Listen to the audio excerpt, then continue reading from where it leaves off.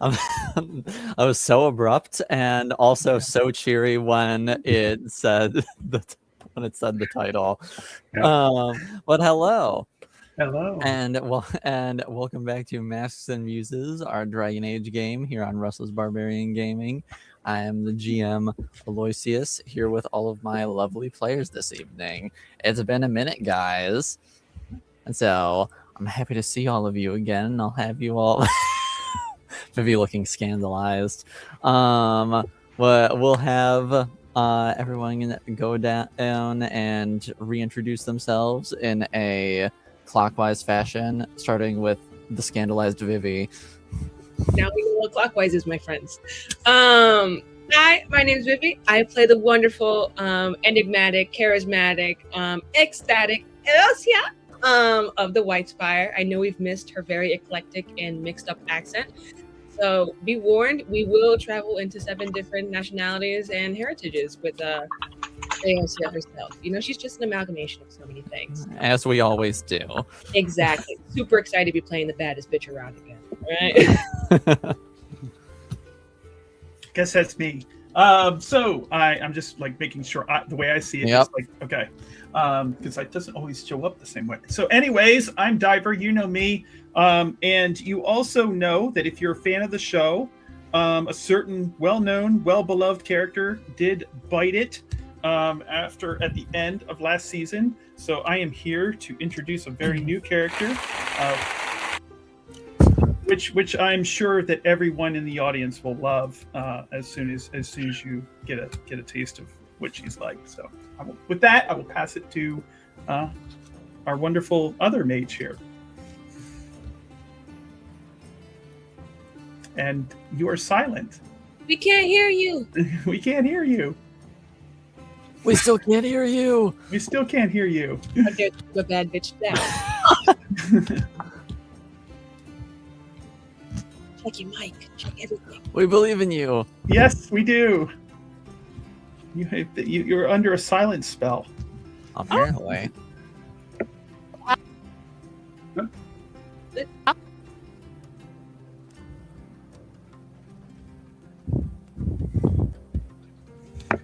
I'll go next. Okay. My name's Tom. I'm playing Buccio. And that's about all I got for right now. So I'll try to stall a little longer if I can. Fair enough. No, still can't hear you. No, nothing. You might have to go out and come back in. So. All right. We'll hope that fixes itself immediately. Yes. Well, on the topic of our new character, who I know absolutely fucking nothing about, super excited to see exactly how Aosi is going to react to this one. So let me tell you, I've been thinking about it, and I'm drawing straws. I don't know. So I guess we're all going to find out. I guess we will. Looking forward to it. Yeah. I'd say arguably Aosia's reaction is the one I'm most excited to see. Oh, you're so cool! Love you, girl. Are you sure there were no other openings anywhere else that's more befitting of someone like a crustacean?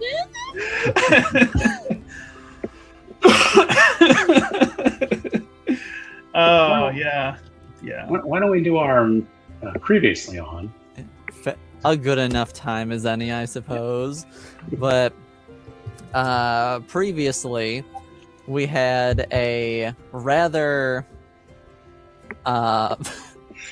unfortunate series of events where, in the aftermath of our dear Aiden Kincaide's master plan just going horribly awry. Sideways. Yeah. Sideways even. All the plans, not even just one, but all of them. Yeah, all of them just cascading and falling apart immediately on top of each other, and being basically shunned and disowned by everyone in his immediate circle. He True story. Hunted down even. Yes. Literally hunted down. he ran off, and after a series of chases throughout the entire city and small acts of divine intervention, he managed to get what he needed for retrieving a particular ring from a particular Grand Duchess.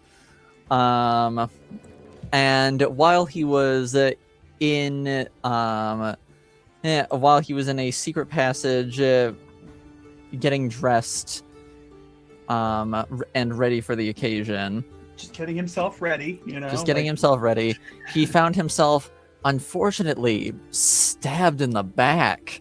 stabbed in the back by a low-life traitor, Yes. To the Yes. cause. Mm-hmm. Yeah. And froze up due to a paralytic and deadly poison. Called StreamYard. Never mind. I don't know if And- I'm hearable now. Hey, Yes. we hear Yeah, we can you! hear you. Yay! Literally Yay! everything for StreamYard said no and died. It all stopped working. It's okay. It did that for me also. So I was like, I need to leave just straight up and then just come back. Hi, I'm T. Anyways, that doesn't matter. We're past all that now. Anyway. He's here now. That's what matters. But Aiden was stabbed in the back by a member of the House of Repose. Done dirty. Yeah, done dirty, indeed. Always the And victim. So. Exactly. Yeah. and after a very dramatic reveal at the betrayal of it all, Mhm. Aiden was left to die alone in the dark, and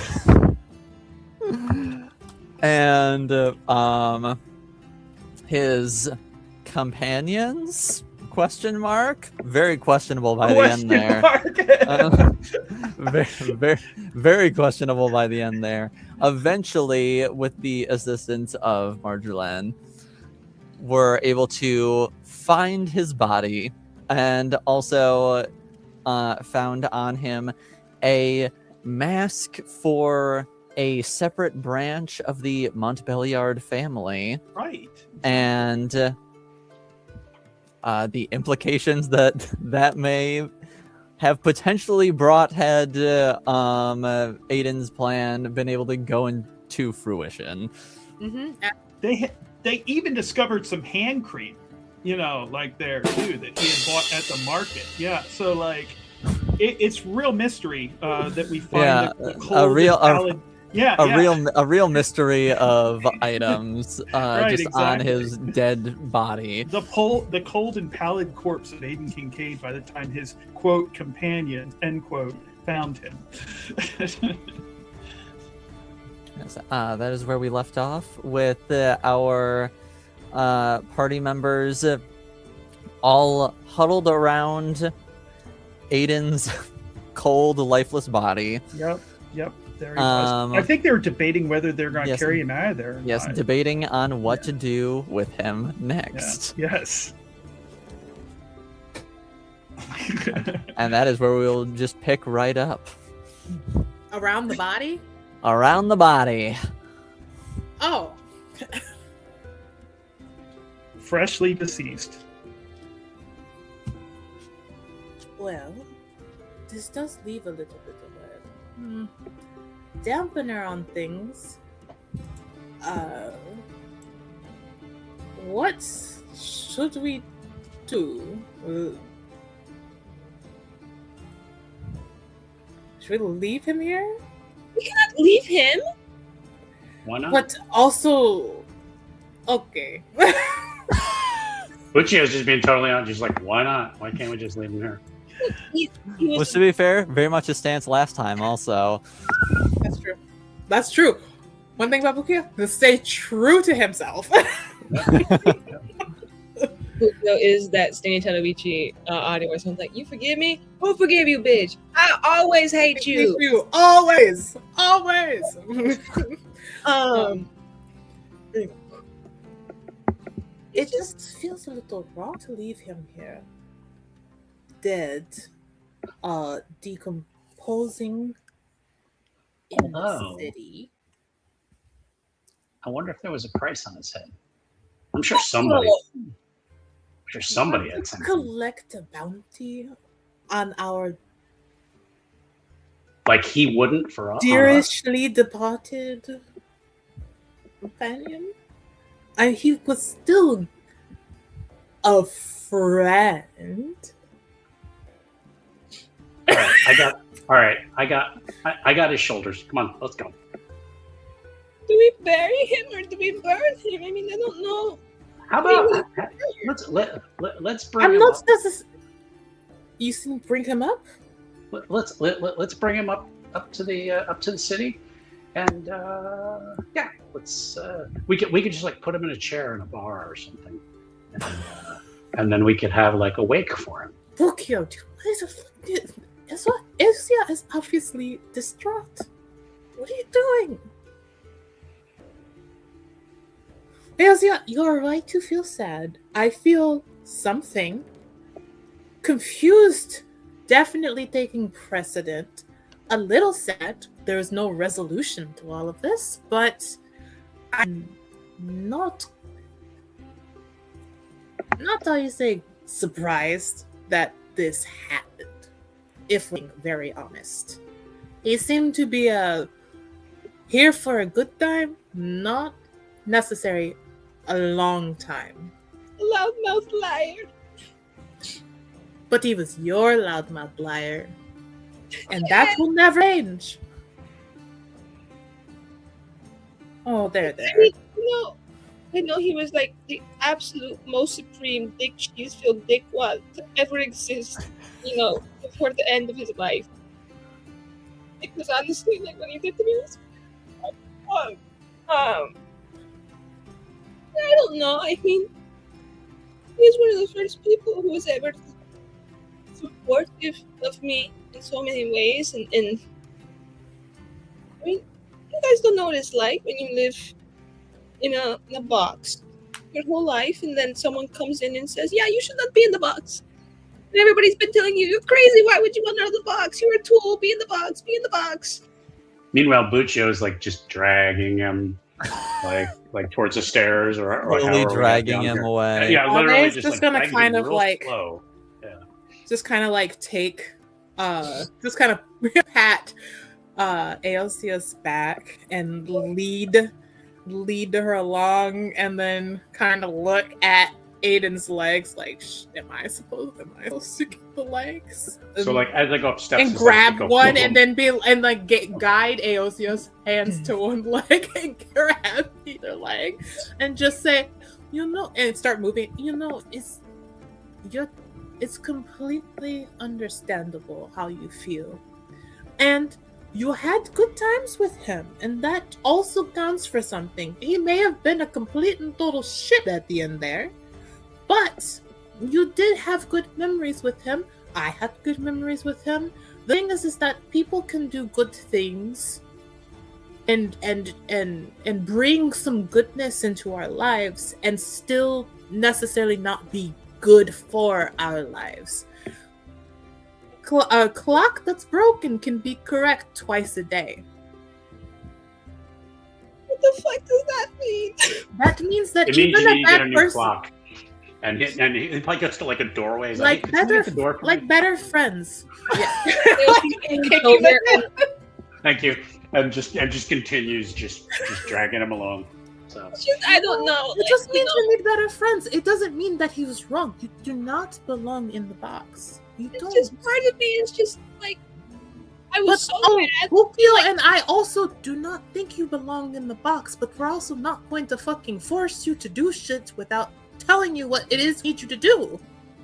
I do really appreciate that, actually, because I don't know. Now I've got a wariness for it. No, so it's a person. Yes, the message was correct. Maybe the vessel in which it was delivered could have been better. You know? I don't know. It's Again, just bad think people do good we- things. It's very morally gray. for me, it's just I was so mad at him, and like part of me wanted him dead, and then part of me wanted him alive, and now he's dead, and so I feel bad that I was like, God, I wish he would just drop dead, because then he dropped dead, and I'm like, I'm strong, but I'm not that strong to wish that. But I don't know. I guess for me, It may have just been a there's no premonition. resolution to this, Ade, and I think in the end, it would make me feel really good if I just beat him as a good person one last time, and I gave him a really good, kind of respect, because it would be like one last kick to his horrible ego. And I'm better than him. Or at the very least nicer or more morally responsible, because he was Ade a fucking stick. sideways glances at Bukyo. Better than him. I don't know. So he'll just try to change the subject. So all mobsters, do you think he would want a church funeral? I think the maker would have issues with that. I agree. He did I just wanted to check before we just burn him or something. I mean, I don't care. Fuck the maker, but we see about just we could do. maybe we burn him and then Why people else? split his ashes. We could put him in an unmarked grave and say something. Maybe pour one out for old time's sake. That would be particularly good and evil. So he'll probably get to a point where maybe they're behind the building and he's just gonna drop them and be like, okay, so what? I think we should just shovel. Let's just shovel. I would say Shovel, I would say you were carrying the shoulders, right? Yeah. So, Okay, yeah. the You head drop just him. goes, Yeah, I would say you drop him and his head just goes and bounces off the concrete a little bit. Bukyo, please. I had my issues with him. I He was- understand, but He was he's toxic. He already- was not good for us.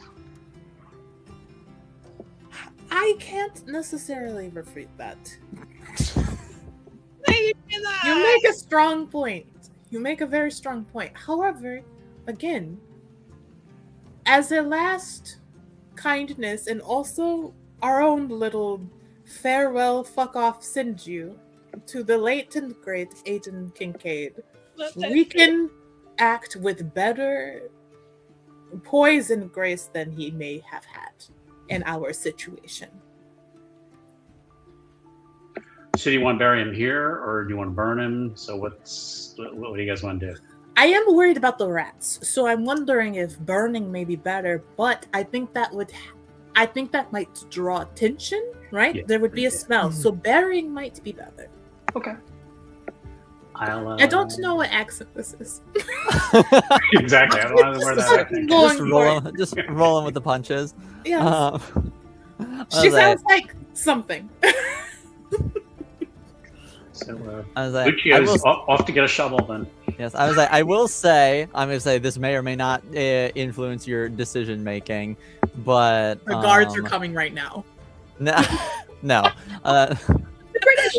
But it is the Andrastian way to send someone off is to cremate them. Oh, let's burn the bitch. I'm sorry. Let's send him off with a beautiful, befitting a person such as himself of his stature. So let's put a little flair on it. That's what he would want. So we buy a cheap boat, load it up with some wood, set it on fire, push him down the river. How's that work? Yeah, I think pour out some whiskey. Oh, that's We'll what it'll. put- we'll Yeah, put it I'm on gonna- Put it on his tab for old time's sake. I was going to just pour the whiskey on his body in the wood. So, That would help it burn a little bit better. yeah. Send them off to the maker or somewhere. That works. So instead of getting a shovel, he's gonna just You know, Ailsia, flying a boat. Aiden will always be up looking at you, or down, or I don't know. I don't know. He'll be I think he's somewhere gonna haunt me. watching over you. Yeah. Take Wherever the the good fate that you is in learned. relation to everything. Take the good that you learned from Aiden and use that to better yourself and learn know. from his mistakes and be a better person. You know? And then in that way, you're keeping a part of your life, the part that was there. Good. Not toxic. Don't want to be very toxic. Am I muted again? No, No, you just got fading muffled. Yeah. Weird. Oh, there we go. But you know, just take the good part, right? And then leave the toxic part. Let that part burn up. What's like the state of Aiden's coat? The state of his coat. Where's the state of Aiden's beard?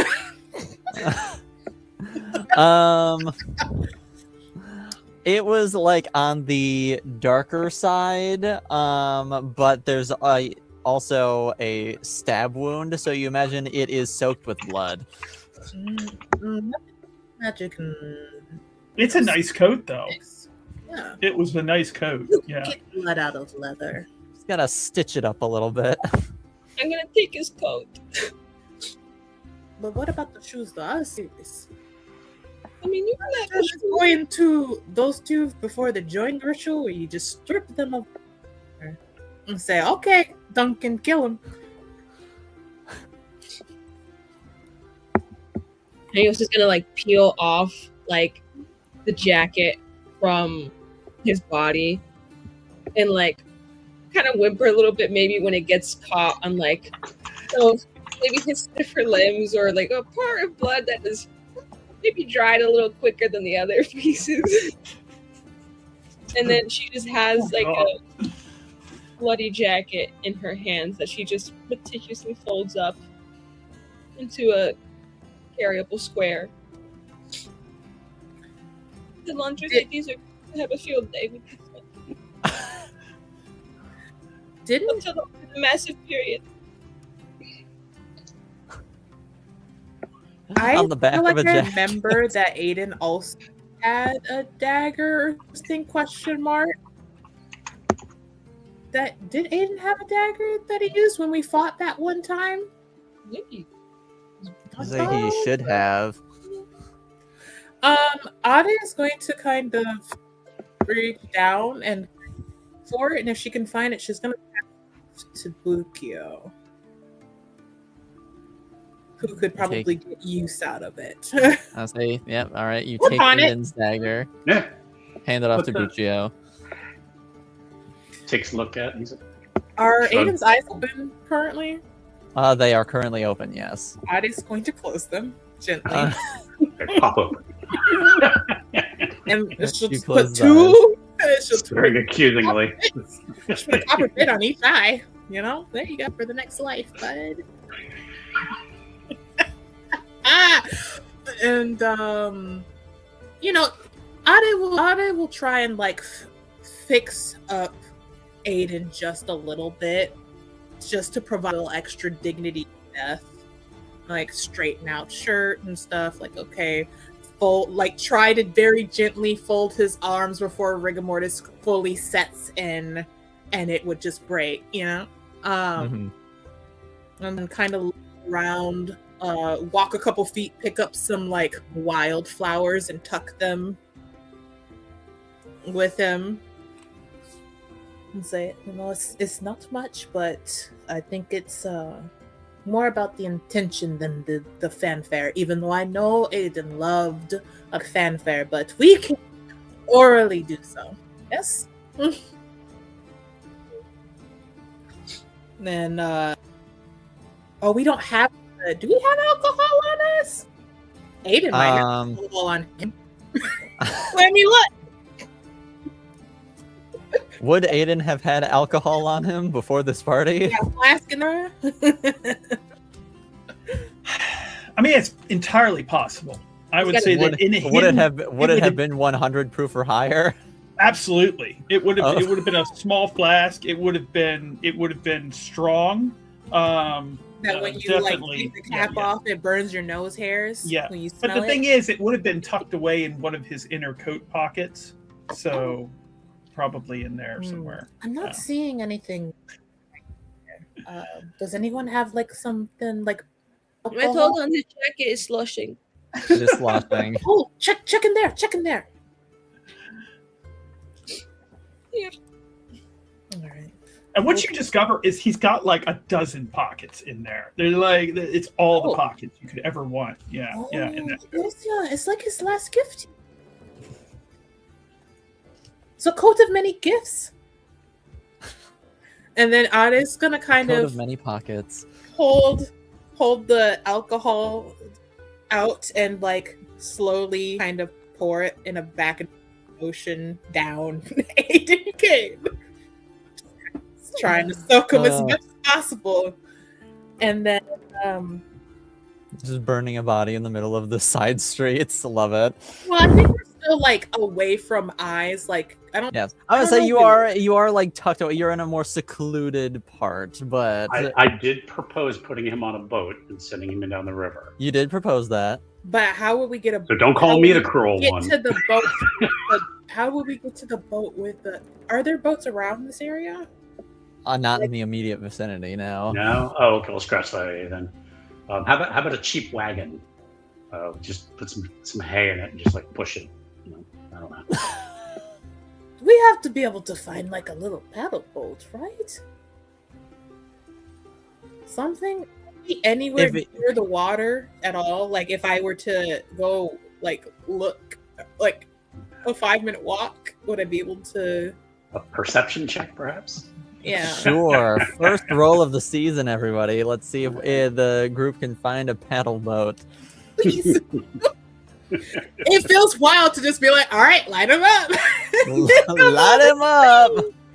Oh, it's what, a 3d6? 3d6, and then plus whatever your modifier is.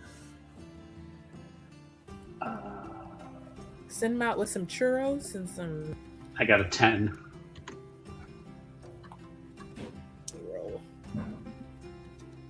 We all split in a different direction to look. But I got doubles. I got 2 4s. I got 2 4s. Wow! Oh my god! Whoa! So Whoa! Do I get one of the fabled stunts? I believe that's only if you get a 6 on the dragon die, which is. Oh, that's right. That's right. You got to get that, and then if you get the double. Okay, never mind. So. My perception, which is I. Weirdly enough, also got a 10. Okay, so 10. Aosia, are you also looking for a boat, or are you too busy in your grief? Please find this boat. Well, I got double 6s and a 2. Okay, so 14. Mm-hmm. So certainly better. We'll say Aosia manages to find a paddle boat. It could even be one that has a hole in it, you know? That's fine. That's fine. It don't gotta be perfect. Aiden was perfect. It's poetic. I have a question, DM. Yeah. Are there like we love you. Come back. Like the city, there's still like trees planted there and about, right? Yeah, like here and there's like trees and stuff. Is there like one nearby where we have this paddle? We can say yes. Okay. So Aosia's probably gonna grab 2 branches off of it. Like pretty thin ones, and then like one thicker one. And when we lay his body in the boat, his alcohol soaked body. Mm-hmm. She's gonna like peel all the smaller branches and leaves off of one, the thicker one, and then leave the thinner, smaller branch, like resplendent with leaves. And she's gonna put it on Aiden's chest and tuck it over his hands. and just kind of whisper to the empty corpse of Aiden Kincaide. I don't know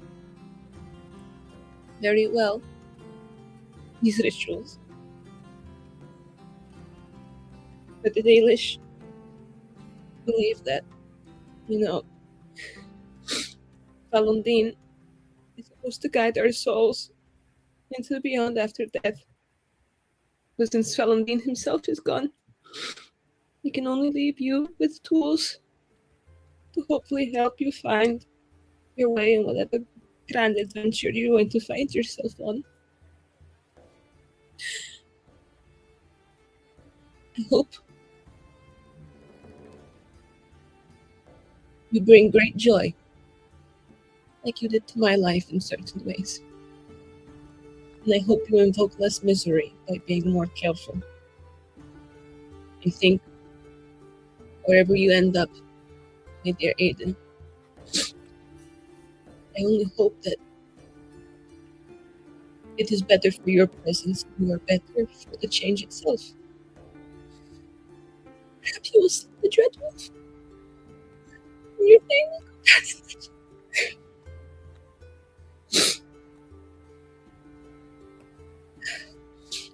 I will miss the good friend you were to me. And him alone.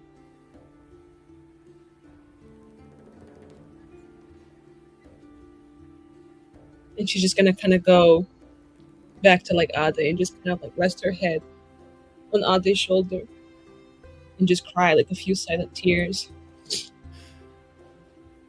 Bukio, can you light? Do you want to say anything, Bukio? Ade looks at Bukio, not facing Aosia, and is staring hard. Out of respect for Yosia, he's just kind of like, I think I've said enough, and just I've said my piece. Start the fire. As the fire is lit, Ade will simply say, Aiden, may you find what you are looking for in the next life. And may you bring much good and a little less harm, but just much wonder. Goodbye. And then, I guess, just kind of motion for everyone to, like, push it out together. Yeah. Yeah. We're just gonna give it one big shove. The chat is crazy. Mujio, you set fire to Aiden's body, in which it immediately engulfs in flames due to being soaked in 100 proof alcohol. And you probably have no eyebrows right now. And all your eyebrows are just singed off. And you all push the boat off, and it just starts gently floating down away from you. Crashes into a merchant ship, sets it on fire. Which would be Aiden's way. Yeah. I gotta take someone. You gotta take someone else out with me. Yep. Even if it happens to be a completely innocent bystander. Exactly. But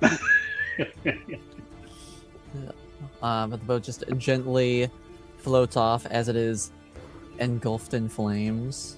And in this somber moment, we will transition to another part of the city. We will go back to the Grand Cathedral, where earlier today, a series of hooligans and ruffians came and just started causing a ruckus, harassing one of the revered mothers and disrupting mass.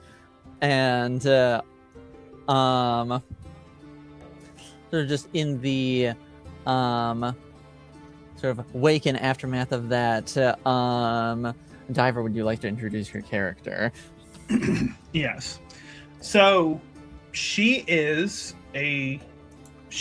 decked out clothed in the red and white, like tabard robes that Chantry sisters are clothed in. She, so it got the white kind of. It comes down to their knees, according to like some of these depictions and everything like that. Black boots, things like that. Red, striped kind of centerpiece there with like kind of a ceremonial like I don't know, some necklace or something like that around there. The hood and the cowl is there, red and white there, with a black headpiece. And she has just recently arrived in the city, very recently. She arrived here on a pilgrimage, and so this scene that I'm guessing she was witness to. Is that right? You are coming in the aftermath. In the aftermath. Okay. Yes. Okay. So it was. Well, you had mentioned it, so I didn't know whether she was there for that or not. Yeah. So yeah. No. It had just been making its way. The word had been making its way around the Grand Cathedral. Right. Happened. So she heard about this just after she had arrived in the city. She had arrived on board the ship, and basically, so by vessel, and she approached Valroyo, and of course, she said that she's immediately, as the ship docks, she says, "The Maker is with us; His light shall be our banner, and we shall bear it through the gates of that city and deliver it to our brothers and sisters awaiting their freedom within these walls. At last, the light shall shine upon all of creation, if we are only strong enough to carry it." And she debarks from the ship and goes to the Grand Cathedral, and of course introduces herself to the Reverend Mother.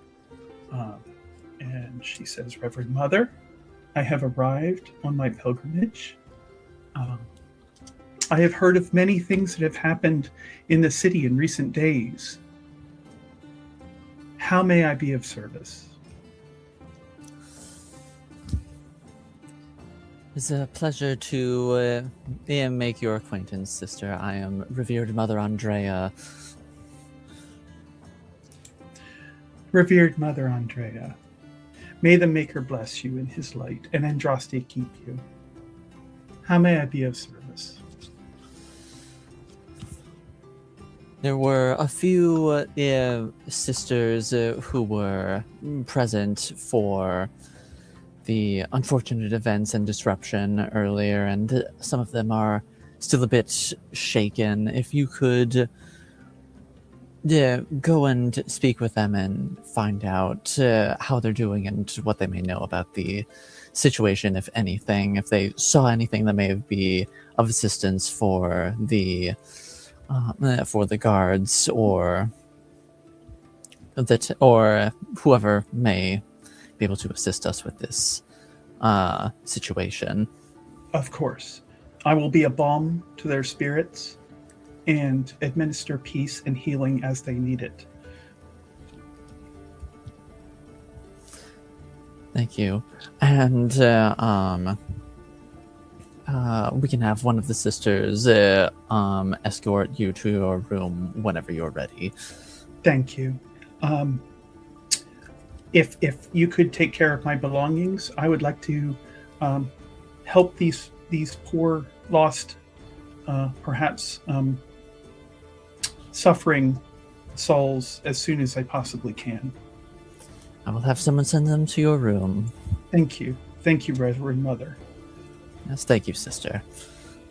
May you walk ever in the Maker's light. And you as well. She goes and finds one of the other lay people to help you with your belongings. All right. And is she going to? Will there be someone to help her locate these souls in need of solace? And yes, she would direct you towards where some of them are congregated. Okay. She will, of course. And many of them are still sort of staying in the particular worship hall where the whole incident had taken place in the first place. And so she will go there and she will administer prayers of healing from the chant of light. She will say that in the long hours of the night, when hope has abandoned me, I will see the stars and know that your light remains. Which is, of course, from the Canticle of Trials, chapter 1, verse 2. And so she will, administer the healing that they need, hear their suffering and their prayers to the Maker and to Andraste, and help them to walk ever in the light of the Maker. And they will they'll pray with you. Yes. And sort of like feel comforted by a new friendly face, and after the events of what happened, and some of them are just immediately cannot help but gossip and speculate about what was going on and like everything that happened. And she will listen. Yes, as a good sister does. She will listen, maybe perhaps at a distance if they're shy about their gossip, but within earshot of what they're saying. Gathering information for the Maker is part of being a Chantry sister, and listening to his flock and children. Yeah, and you over here. Well, actually, make me a perception roll. I would like to. Yes, my first roll with this character. All right, that's. No, whoops. Wait. All right, so that is 16. 16. Yes. 16. Okay. You managed to sort of like position yourself where you're able to overhear like a good majority of what this one particular sister is talking about, and you just they do hear love to gossip. Yes, the sisters love to gossip. Yeah. And you overhear her just like go on about how there was a young man who just like came in and barged into the revered mother's service while running up to the statue of Andraste and basically like prostrating himself before her, and who was then immediately tackled by 3 guards moments later. Blessed Andraste. And 3 guards. Yes, and then not long after that, what appeared to be a Orlesian noblewoman followed him in, accusing him of being a thief, and before long there was a massive explosion of smoke, and the hooligan had absconded, leaving everyone in the dust. A true scandal indeed. Fit for this city. She says, do we know anything of perhaps the noble woman? Is she still aggrieved? She had left at points much earlier in the day. Let me roll to see how knowledgeable this sister is about Orlesian nobles. I mean, this is Val Royeaux, so I expect a certain level of... This is Val. I would say this is Val Royeaux, and also it's not exactly not a reputable family, so scandalous. Okay. And she says the master looked familiar, but I could not place exactly where I knew it was a house of good upper standing, but I could not place exactly where. She wasn't. I didn't get a good enough look as to be able to really figure out specifically. Well, I could tell she was of. The house was of high renown, though, based off of how she was dressed and how the mask looked. Might the Reverend Mother know? Perhaps she did speak directly to her, so she may have more knowledge about this situation. I shall speak with her anon. And she's just like, you didn't hear anything from me. I didn't hear anything from you. It's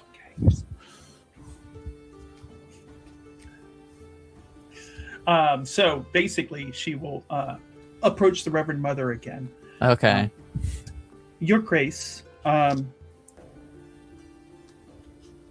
sorry. I'm sorry to disturb you again.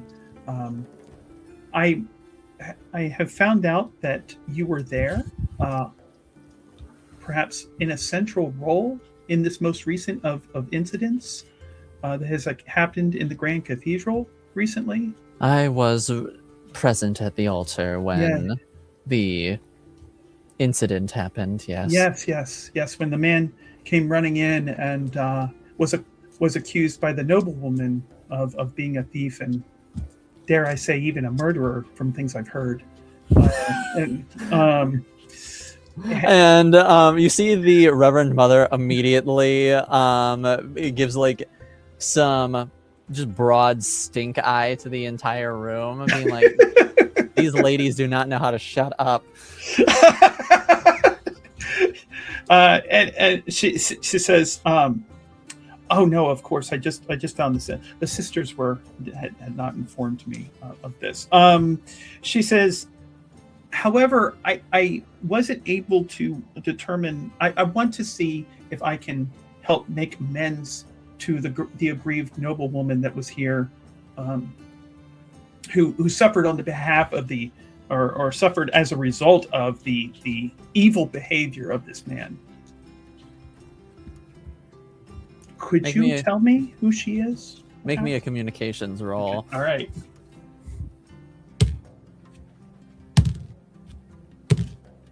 Okay, that is a...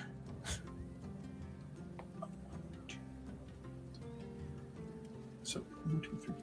I have to get used to doing math again. Gosh, 18. 18. Okay. Yeah.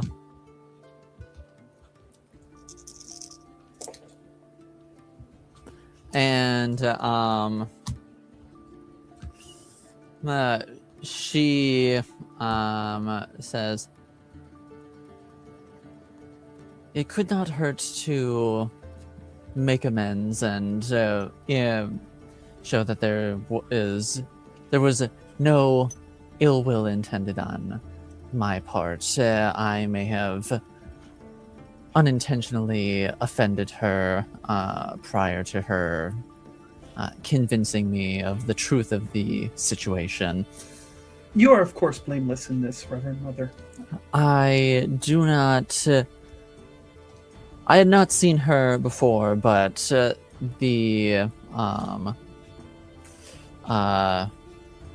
garb and mask did ring familiar to me. I believe that she was not a noblewoman specifically, but a servant, a high-standing servant of House Montbelliard, I believe. Thank you, Your Grace. I trust I will be able to locate the residents of this noble house in the interest of the Chantry to help provide any succor or balm that I can to the aggrieved family. Their state will not be difficult to find, but I must advise you, should you choose to go to the residence personally, carry yourself with the utmost respect. Of course. The Duke is a good and proud man. I understand. I shall represent you and this chantry and Andraste and the Maker in all the best ways that I can.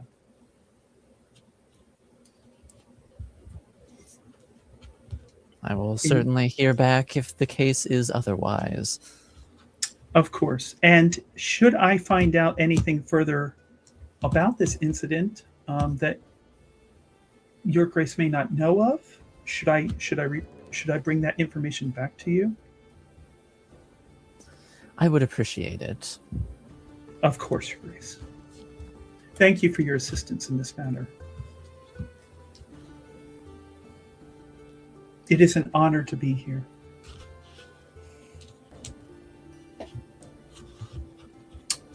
And then she will excuse herself, of course, and begin making her way towards the aforementioned estate residence of House Montbelliard. All right. Well, before we get to that, we'll transition over to the Viking funeral.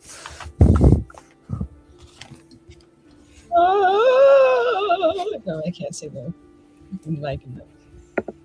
I'm crying but it's definitely because of Aiden. A lot of smoke in the air. Man, great. Who's cutting onions? Smells like barbecue. Oh, gotta be lit, man. Crazy lit. Love when they roast the ham. That timing was impeccable. I'm getting better. Gold star for that one. But I think they just kind of like is watching in front, but then glances at Aosia and will just give a little like hand squeeze, say, "We're going to be okay. You're Lucio will take Aosia's other hand. So we've got you. You're Look not at that. alone." Besties. he's going to go over and kiss Ade on the cheek and then give Buki a quick peck on the temple.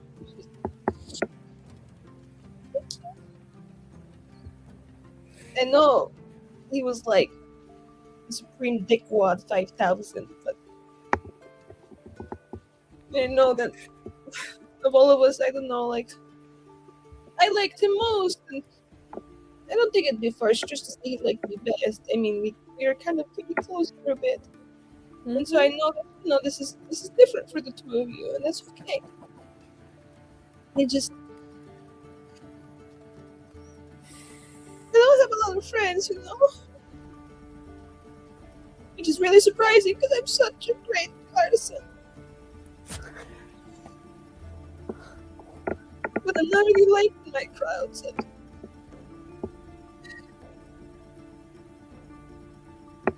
I think this is just going to take time. And that's okay. You take all the time you need. let's get you home, Aosia. Mm-hmm. I know at least two people who are also probably pretty worried about you. Your mom. Well, a third if you count Manon. Oh, Manon, my wise lady. The 14-year-old. Yeah, I was going to say the 13-year-old. The 13-year-old. Yeah. What a nice lady. Number one fan. Mm-hmm. I love her. And I also love her. You, Manon's an idol, and Aosia's like, I am a merch. I go to the all events. Can I stay with you for a little bit more, Ate? This is if I go back to the tower, they're all gonna be dicks and then ask me questions, and I'm gonna respond with a scathing and amazing comeback that's gonna make them all feel like their heads are in their asses. But I don't really want to do this right now. Elsa, if you want to stay with me, that's all you have to do is ask. It's okay. Okay. I would be happy to have you. Wookie, are you coming with? Sure. Wookie will have to probably stay in the main part of like last time. I don't think the Duke would love if we were all in the same living space together. It wouldn't be proper, but Why? because my uncle Because because I my couldn't uncle would resist. be like a grown man staying with two unmarried grown women. He wouldn't Yeah. like that, and he would feel that it was improper, especially given the estate. However, Ukio's more than welcome to stay once again at the estate. We'll just have to sleep in separate places as well. He's just glad to have somewhere to live. He's currently homeless, so. But And couldn't then you we get can all have dinner together. We can hang out together. It's just he's got to sleep in a different room is all. But Wookie doesn't view us as sexual objects. I mean, but yeah, probably, but also we don't actually know that because it's not like we've ever asked. And also, Wookie, do you view me as a sexual object? I think you're very beautiful. I also think that, like, maybe without knowing if, since you're in a committed relationship with somebody, that without knowing if that would make your partner uncomfortable in having that discussion, it may not be a good Wookie's up idea. in my bed with me at the tower. Oh, well, It was like having like a really big cat. huh. It doesn't really move much. I didn't look at Bukio. Like, is Bukio reacting at all to this? He's kind of like, I think Bukio is a healthy young man and probably Yes. also is literally just like a healthy young man. I know his preferences. I'm not going to grill him on it, but that might also make him a little uncomfortable. Wookie, does me being so beautiful make you uncomfortable? I don't know if that's what I said, but you know. I can't really tell my sparkle. I'm sorry. it's just, let's get you home. Yeah, let's get you home to my home in my part, and Bukio can also come home and sleep in his room because he's got a room technically. Dude. I guess it's better. Wookie likes. I think that at this point, my uncle is that you're just a servant that works for us. I can hire people. Bukio, you want the job? He's like, Oh, he just kind of like just smiles but doesn't say anything. Like, we could just see like, oh, Bukio helps out with doing some communication, like delivering communications, and then, then you're actually like technically employed by the house, and then that's just your room for real. You know? I'm just saying this is an option. let's discuss it. Sure. Over drinks and food. Yeah. I think that in honor of him, we should have a grand meal. So let's go.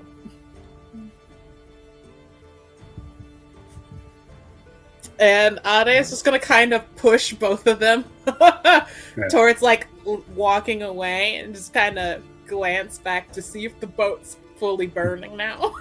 At this point, it's like it is fully burning and sort of like off a ways. So it's sort of just a shining, a shining speck in the distance. Beautiful, beautiful. Yes. Also, we should probably hurry because I think the guards may come this way soon. There's literally a fire on the lake right now, so we should go. Unsanctioned, by the way. So we should go. We should go. Move in the opposite direction. Yeah, let's go. Let's put some pep in our step. It can be sad pep, But let's put some pep in our step. What the? Honestly, I don't think Aiden would have this any other way. Yeah, probably not. He's gonna And go. he's like, I couldn't have asked for a better send off if I planned it myself. I mean, like maybe This chaotic and over the top. Yeah, I love it. We miss you, and for one out. And and you all head on back to the Montbeliard estate, and as the three of you approach, you see a little ways ahead of you a what appears to be a Chantry lay sister also approaching the gates of the estate. hey, she's gonna move in front of Ade. Should we turn around? Should we turn around? Should we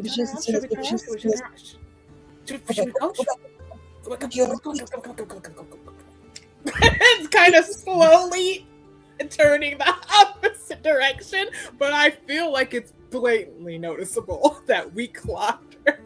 Yeah, I was like, just for funsies, Muriel, make me a perception roll. Triple sixes.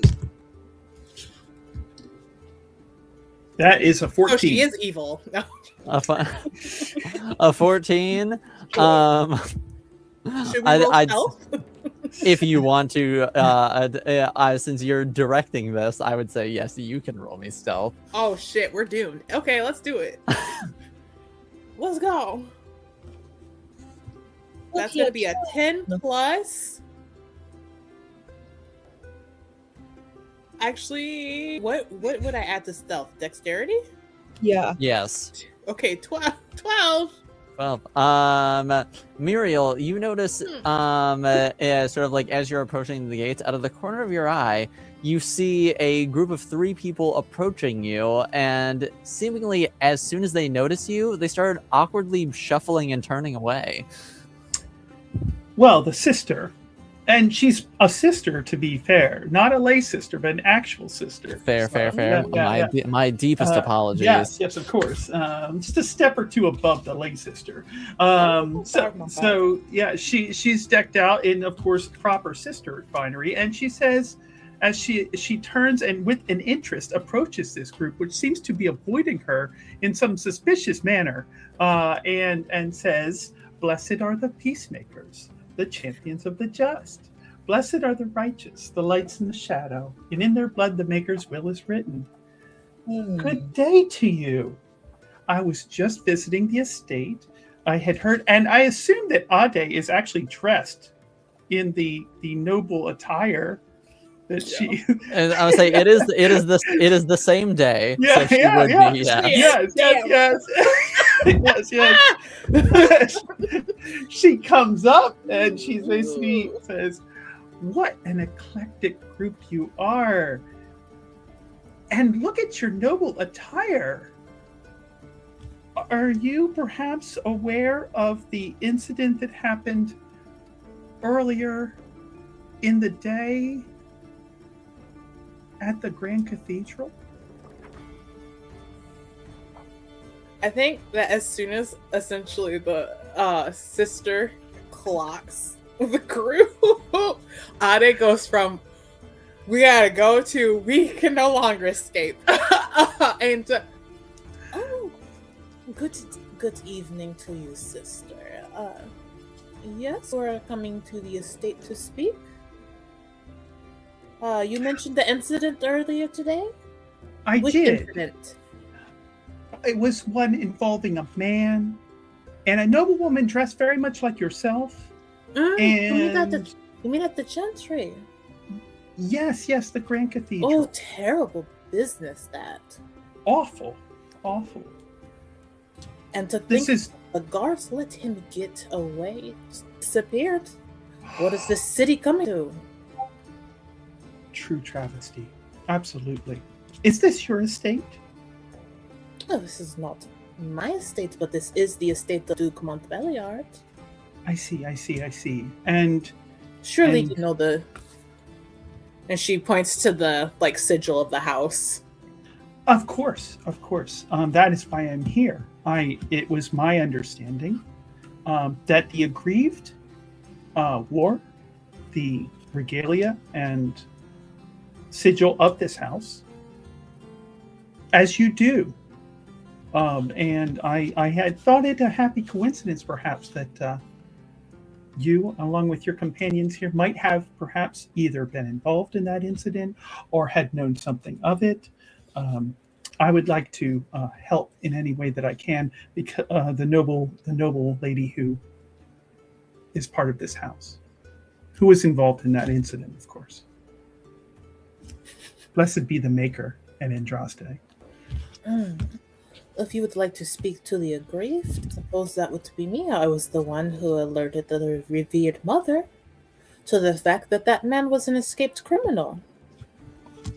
So my information was correct. I am so glad to hear that. May I know your name? I am Sister Muriel.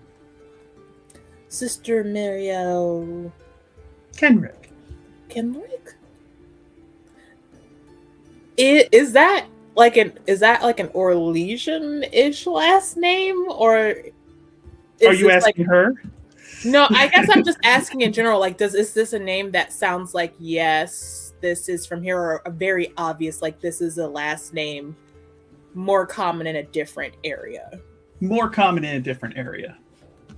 Okay, then they will kind of tilt her and say, "Interesting. Are you not from Val Royal proper?"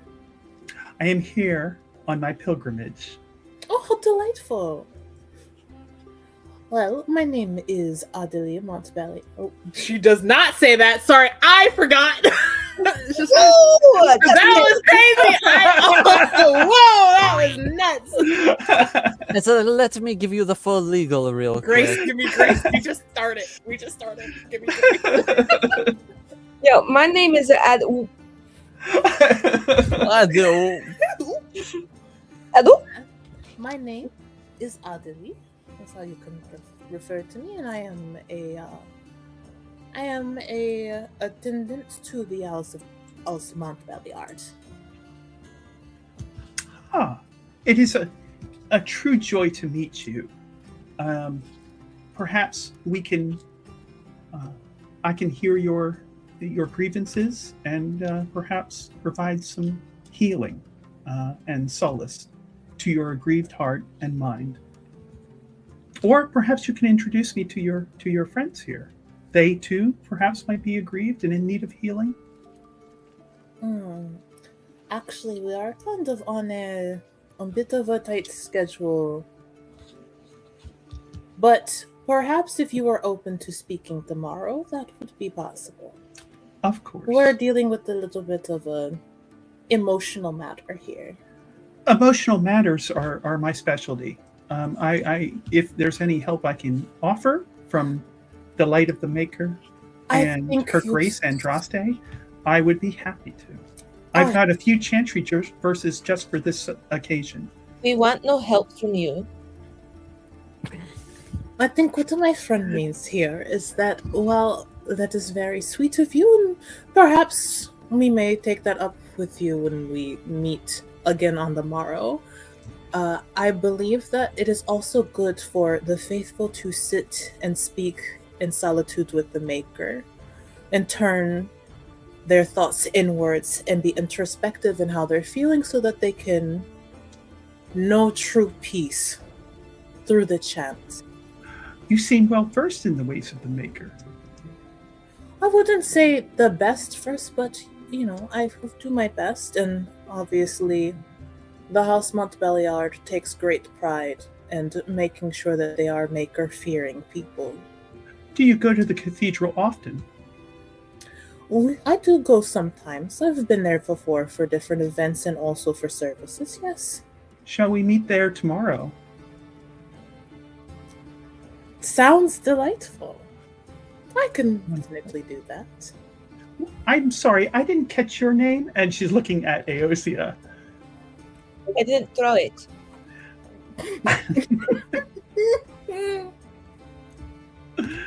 You are witty. If you choose not to give it to me, that of course is your prerogative. Just am here to help. I need none of your help, much less from you. Of course. Quick question for player, because is it Aosia's just in mage? Your mage gear from the tower? Question mark. I They're think not like in plainclothes, right? like Aosia, like unless she is forced to wear like the mage garb, like Oh, she will find doesn't. any other outfit. She's always decked out in all of her Sick. best threads. I love that. Always like out in threads. Like she might have like a little like like they might be like you have to show that you are a mage to somewhat. And she'll like cheat it by like having like the symbol etched on like a cloth belt. So Muriel, seeing that Aosia is a little bit on edge, and perhaps deducing that all three of you might need to be in need of the Chantry's services, simply hears her and says, "The one who repents, who has faith, unshaken by the darkness of the world, she shall know true peace." It has been a pleasure meeting all of you. Ade, I will look forward to seeing you tomorrow at the cathedral. Adeli. Adeli, my apologies.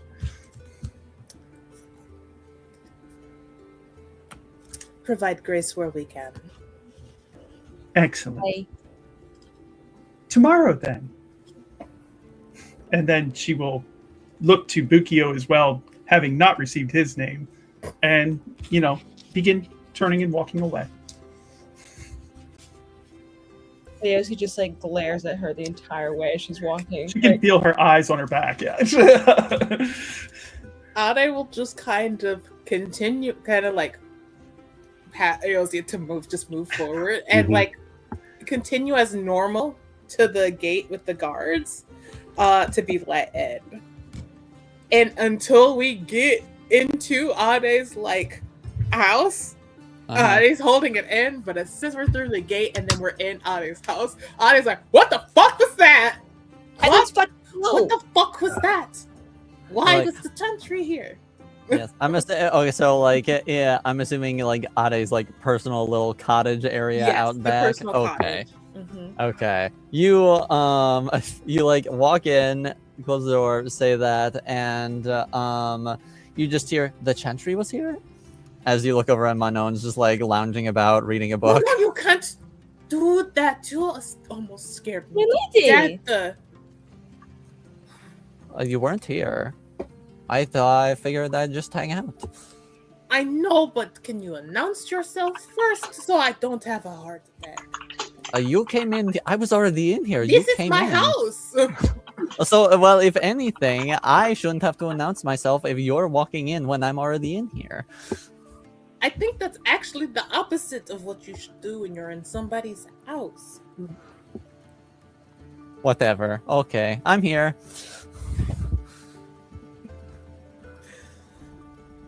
But yes, the Chantry, seems is a sister visited.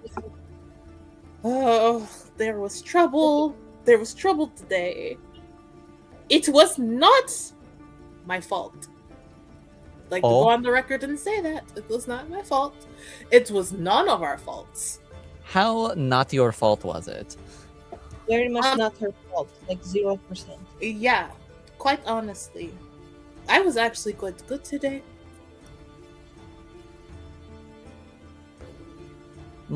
Okay.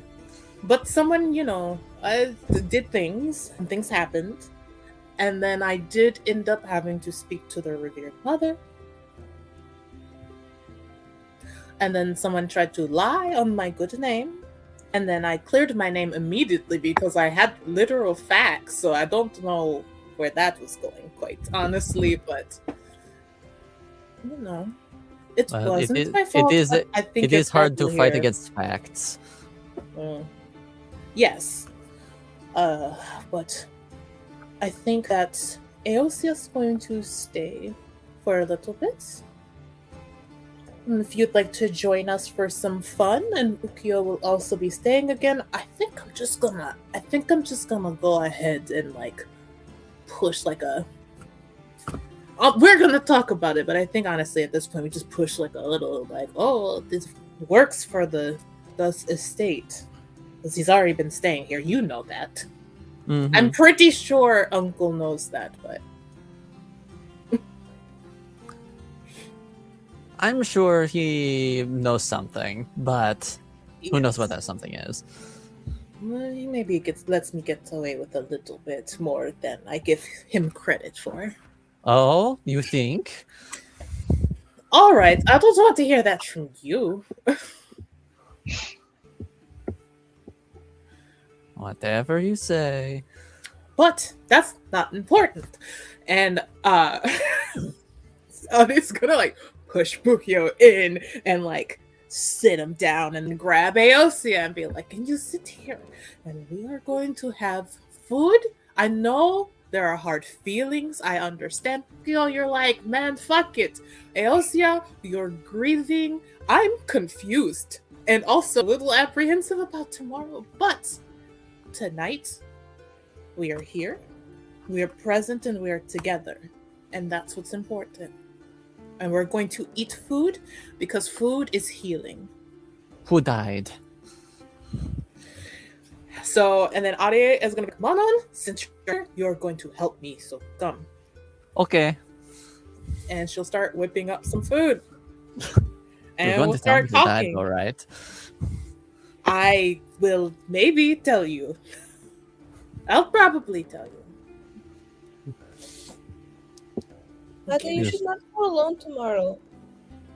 You should book your. Oh, I was not planning to go along tomorrow. I was truly hoping that both of you, or at least one of you, would come with me. I don't want to go and talk to the woman by myself. Do you have to talk to her?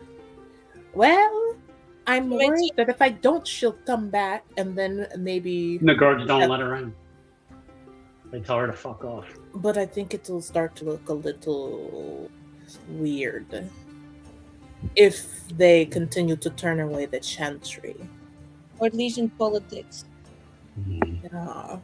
I'm glad So I stayed don't out know of this. that we could have more ground to stand on. It's just best not to necessarily get on their bad side for no reason.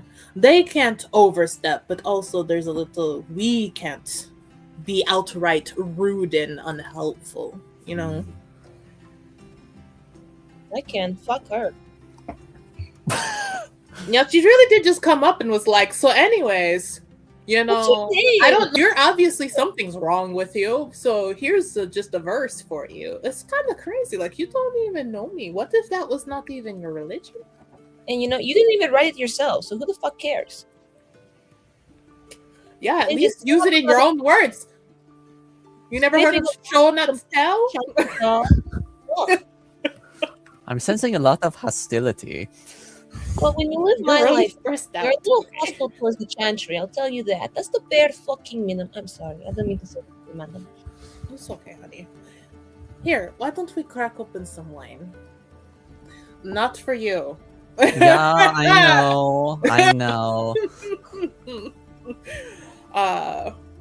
She'll make something non-alcoholic for Manon, but she'll like make some little wine drinks for Bukyo and for Aosia. What do you think, Bukyo? Personally, I would not talk to her, but that's why I stay out of politics. Do you think maybe? Honestly, Bukyo, I feel like, I feel like I like where you're thinking a little bit more, and maybe instead of me talking to her, I can go and talk to my employer and say, oh, you know, they wanted to speak with me, but I feel like I shouldn't speak for the grievances caused to our house, so could you do it on my behalf, maybe, please? I heard an expression somewhere in my travels. Something about it's time to solicit her up. What does that mean? What does that mean? Get the law on your side. Have someone who knows laws. Or the chantry. We have wet blanket. Before you speak to someone who's snooping around, who claims to be some kind of investigator, seems more like an inquisitor to me. Yeah. I would arm myself with legal advice before offering anything to her. I don't know the law. I was like, and Manon will sort of like whip her head back to Aosia and just say, "Why do you still call your boyfriend that?" It's more so like to protect his identity in case like there's anybody ever snooping about and they hear about my boyfriend and start piecing together exactly who he might be. Oh, that makes sense. And then she Yeah. immediately stands up and looks out the window and then closes the window. Oh my god. It's a juicy, relationship, but it is very much kind of there are saxophones playing in the background. What? Yeah. Well, that's what people say when it's like, the saxophone, romantic, emotional, poignant music starts playing when someone's about to die. The noose is tightening. Oh, well, that Yes. sounds not so good. Yeah, exactly. So it's like, secrecy is key here. Yeah, and if that fucking chantry dog hears about it, who knows what she'll do. Mm-hmm. So maybe it's not a good idea to ask him for help per se. Yeah, Templars and mages are not really friendly. What about your other friend in the tower? I actually don't know anything about them.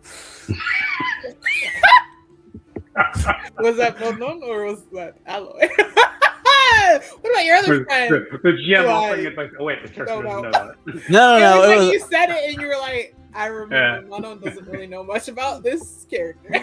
I wasn't intended to come across that way, but it's amusing that all of you interpreted it that way. It's a more just she was saying it in a sense of like, I've heard you talk about them, but I also have no context for who they are. Right. Cyril is one of the tranquil, so that means he's been forcibly magically lobotomized. And he's a great guy. He used to have a really funny sense of humor. Not anymore. Although it is still kind of funny, but it's just like a little bit depressing because he used to be like, "Whoa," but he doesn't chat. But they don't really let them out of the tower. But maybe he might know the law a little bit, depending. I mean, I don't really know. It's more so that he just like can't feel things intensely anymore. Yeah, how much does Manon actually know about like what happens in the tower? I don't think that it's very common that most people probably know generally off the bat like what goes on in there. And I think what Ade knows is specifically only because she had an apostate trainer and had a way to get information about that. True. Let's see how learned Manon is. I feel like anything she picked up was probably shit she shouldn't have heard with all of that going on. Apparently, she's quite learned.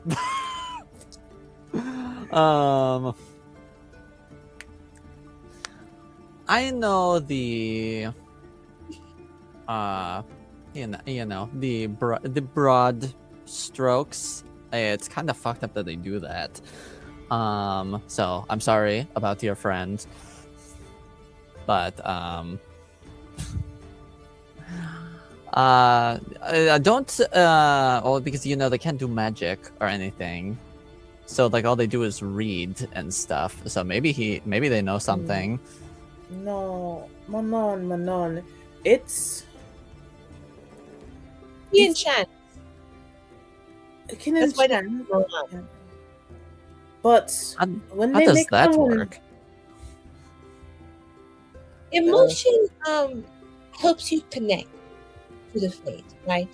You need to feel things intensely to make your magic work. Our heart is our greatest strength, mages. But it's also that it can make us fall victim to the predation of demons and spirits, like within the faith, things of like spirits of lust and spirits of envy. They can find that our hearts have such beautiful feeling inside them, and they want that. They want the power that they could use through us to affect the world. Oh, And is into that what the harrowing is for? yes, so Cyril took his heroin, and sadly, Cyril was not given the opportunity to grow past a singular moment of victimhood or weakness. And because he showed signs of being at the risk for possession or being possessed, they stopped his heroin and they made Cyril cease to be what Cyril was. Wait, did they stop his harrowing early? You kind of interrupt it because you don't want the demon to actually possess them, That. You sit in a chalky circle surrounded by Templars and mages ready to kill you at any moment. And then you wake up if you pass, and if you don't, I assume the world is a whole lot different. But, and she like genuinely stands up confused and is like, but they shouldn't have done that. You're right. They shouldn't have done that. It isn't. There is a lot to fear, but I do often question if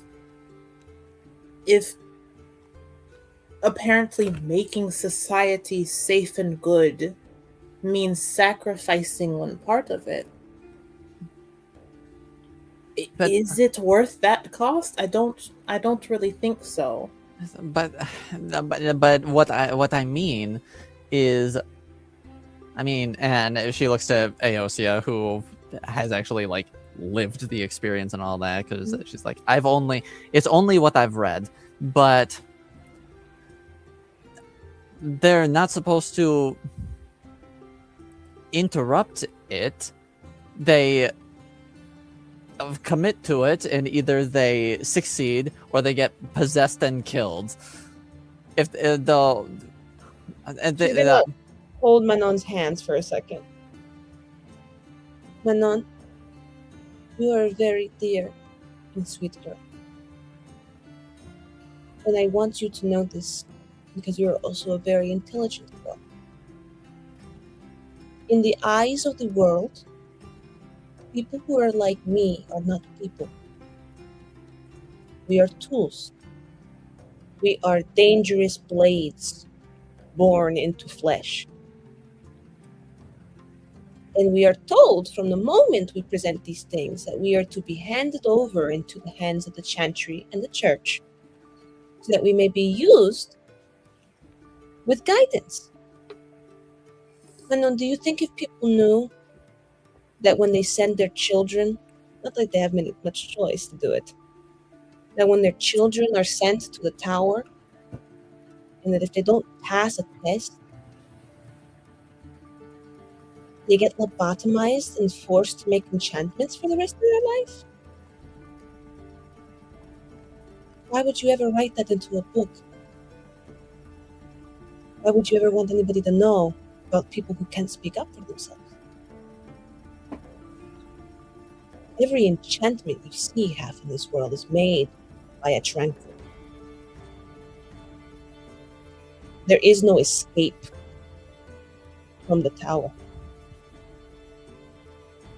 You are born into it, you are locked into it, you live into it, and you die in it.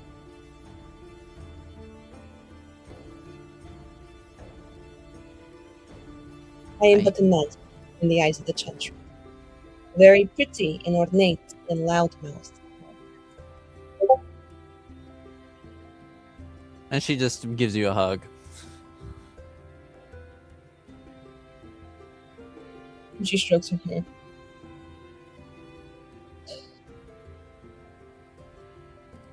It is like, as they said, there is much wrong with the way the world has twisted itself. into our state of existence. And it will not always be that. That will I breathe.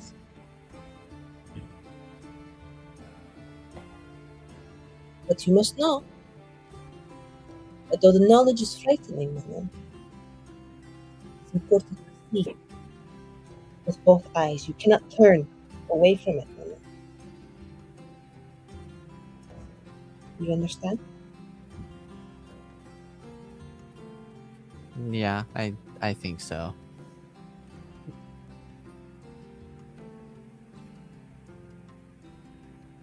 Do not weep. I have shed enough tears over my circumstances. Now the water has hardened into iron. I will show them a true knife. One of these days. That sounded pretty badass. What did I say? I do have a great ass, and it is bad. Okay, she's still 13. Calm down. Anyways, no one can be a knife doing anything on an empty stomach, so let us partake in some food. Sure. Put the food out in front of everybody. Sit down. To Age. righting wrongs. Starts eating. Just- He's from the streets. He's a poor kid, man. It's like, I love a good hug. finally, I'm back in the Belliard estate with free food. Let's go. good free food. You were at my friend's house. He said I might even grow a couple more inches. Yeah. Got proper nourishment. Come back and be 5'5". Gain those 5 pounds back. I better update the character sheet. So. Yeah. And I think that, I guess Aosia will try and engage Manon in like continued side conversation and be like, do you have any other questions, really? Like, I don't really get to talk to people in this kind of sense about it. And like, throughout the dinner, kind of distract herself through educating Manon as to the realities of the tower. Yeah. And sort of at one point Manon Starer, though. I was at one point Manon would sort of bring up the she would just say, I mean, I know it's yeah, I mean, I know it's fucked up. Don't utterly know that I said that, but I heard that. but from what I heard about tranquility is that it's something that is done before a harrowing, not in the middle of one. If you commit to the harrowing, you either succeed or you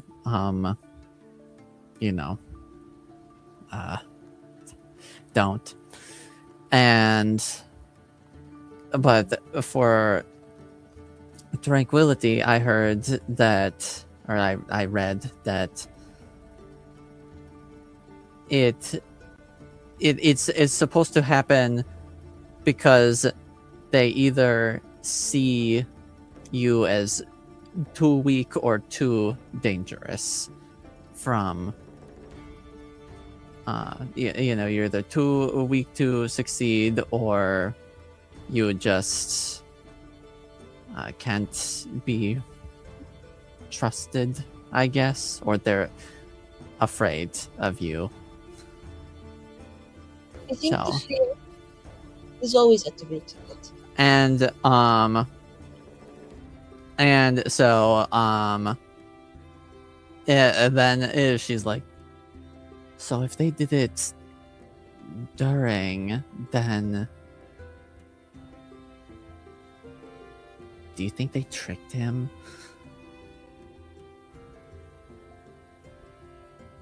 There have been times where I see the end result,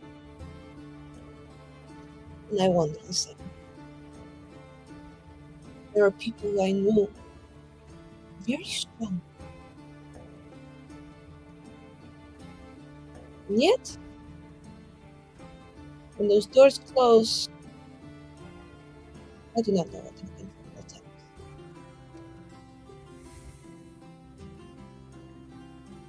I would say one thing that is very important to consider is who writes information about the powers. Many times, the information that is published is by the Chantry itself. And it would be in the best interest of the Chantry if its shadow did not exist in the public eye.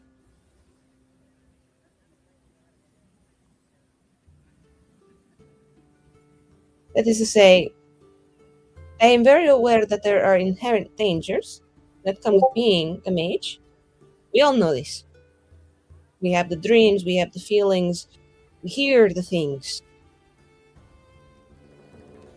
The realm of unconsciousness can be particularly dangerous. That does not mean any of our lives should have been demanded in the way they were. Into service, servitude, slavery.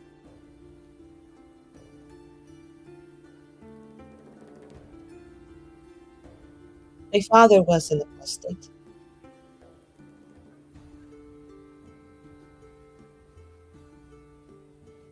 And he passed it down to me. Any child I have under the rule of the Chantry is a debt owed for the crimes of mages who no one has ever lived since that time to know.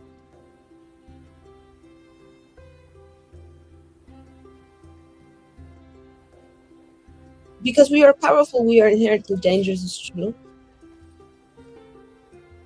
But all people present a certain level of danger. It's born in all of us, just in different ways. And I would not be surprised if sometimes the Chantry saw that one of us burned too bright, or perhaps flickered too softly, and thought it was better to deal with it instead of letting it grow out of it. And I'm not surprised you don't hear anything about the Tranquil. They don't really get out much. Even my presence here is on loan.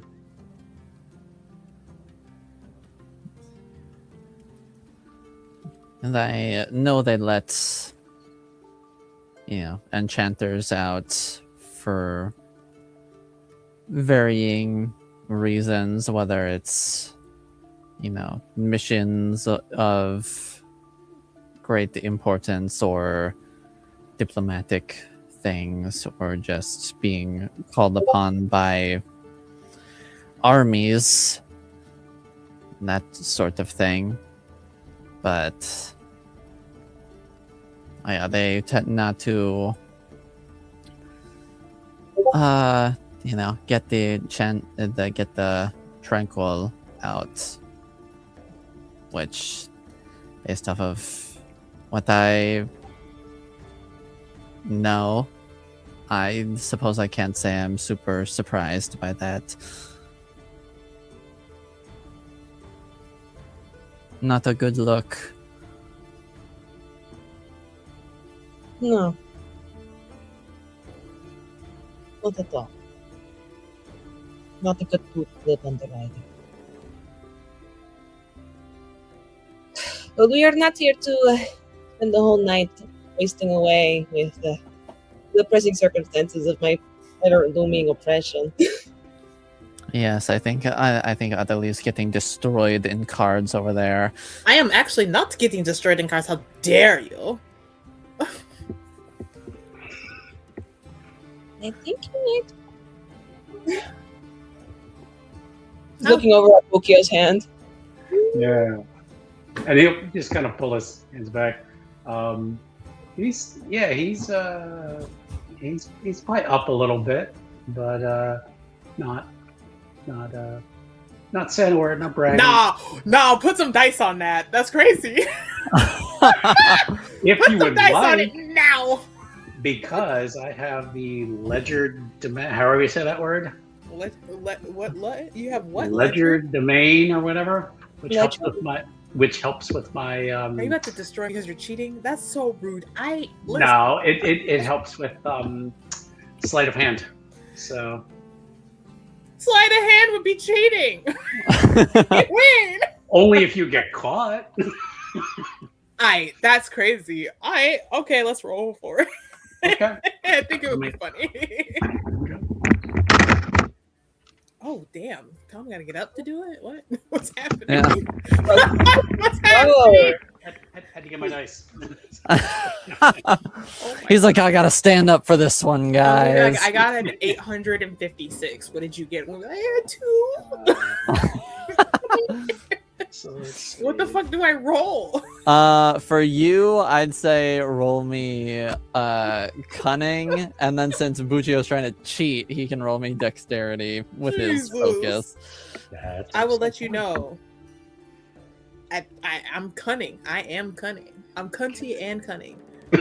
Oh, I'm cunting. I'm cunting. I got a 14, and then +1 is 15. I'm about to beat your ass, actually. So I got a 17 because I have Okay. a 4 to my cunning, and I rolled a 13. She's smart as hell. Yeah, what now? I told you I was cunning. You forgot. That's my greatest score. Put some respect And, on his name. She got 1 more silver than Bukio. Yeah, and he's like, my mistake. You are winning. Hey, to be fair, I don't understand this card game, so I just said something. We'll teach you. I'm not competitive. I just, you guys all started counting me out before even giving me a chance to win. I can play games sometimes. I understand it. You know, I think we need some more wine, and he's gonna go looking for another. Because I don't know if they finished the first bottle yet. Probably. I'll say at this point, probably. Bring So more. And yes, they're definitely playing Wicked Grace. So he will get up and wherever the wine was in the room, he will look and So funny. knows nothing about wine except it tastes good, and pulls another bottle. Brings it over. So funny. The last time I played this game, the head maid, she was also playing with us, and she swept. I was just watching at this point because they were doing strict Wicked Grace. It was crazy. I saw some crazy things. The head maid's kind of wild. Manon, don't tell me when I said that. No promises. No, Manon. Listen, hey, Manon, my favorite cousin. Don't do that. What? Don't do that. Don't do that to me. Fine.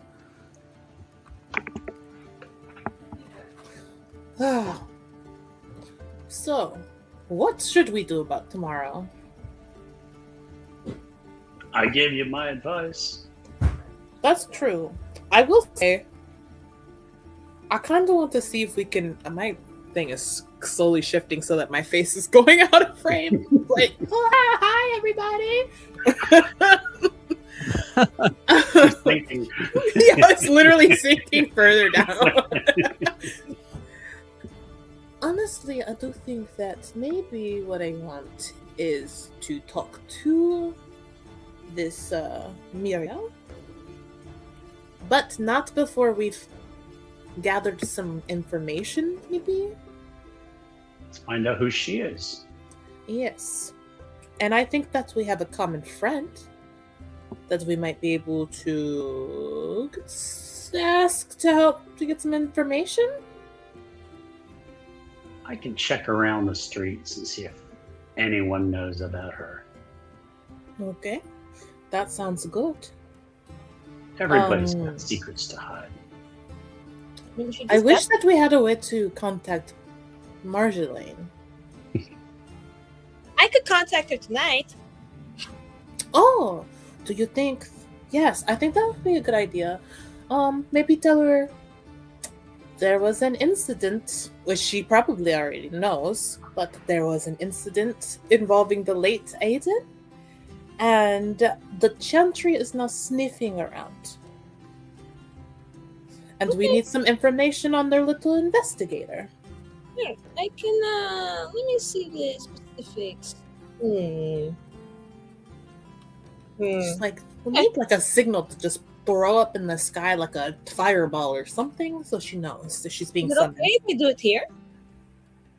I mean, what do you have to do? I need to take 5 minutes to prepare. What exactly will happen? Oh, I script out what I want to tell her tonight when she dreams. Okay, sure. Yeah, do it here. Why not? Okay.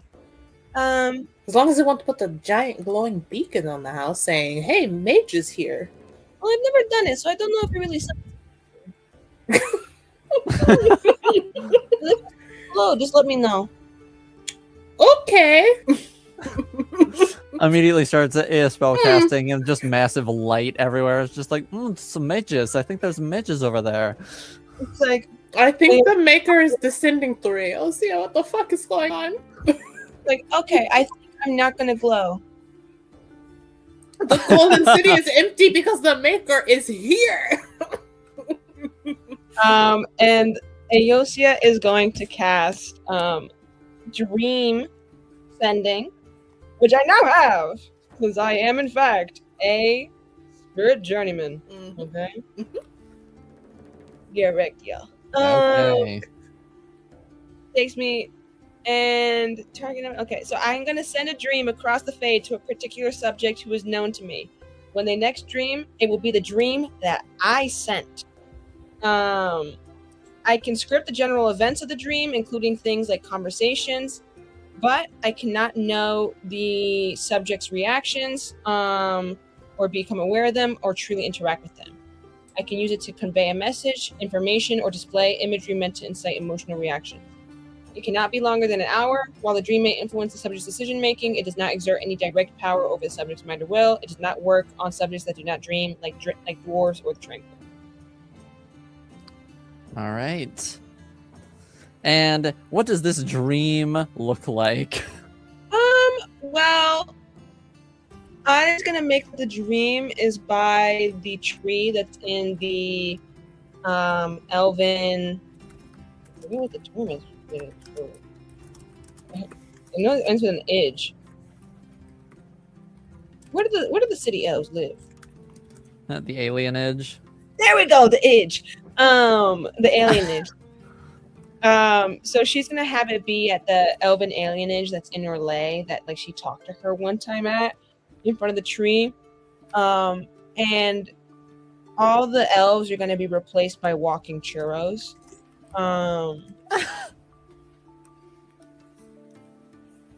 And yeah, like how much worse can I make it? And then there's gonna be all the pigeons are made out of butter. Okay. The fact And that you're going to harass her while doing this is so I crazy. want you to take this with a seriously, as in like what the fuck is going on? Because I'm sure Marjorie doesn't dream like this. I gotta let her know I'm serious about this. So I'll say she just starts dreaming and just immediately she's like, the churros are back. she's like, and Aosia is gonna be in the dream dressed lavishly, like right in the most beautiful outfit Aosia herself could like ever dream of. So like, like I don't even own this outfit, but like it's like I don't even like I'm just like playing with the idea of it, right? And she's gonna be like, Marjolaine, hello. It's been a little bit actually. First, do you like my outfit? Not like know what you said, but like maybe next time we talk like IRL, you can tell me. This will be a quick dream. So a mutual friend of ours is said, Aiden poked the bear's nest. No, a bear's house. A bear's hole. He poked the bear too many times, and the bear like killed him with multiple stab wounds with the claws. Well, actually, no, it wasn't that, but he was murdered. Although I don't think it was the crow. It was someone else. I'm not quite sure who did it actually. And this is Ayosi speaking. I know who killed him.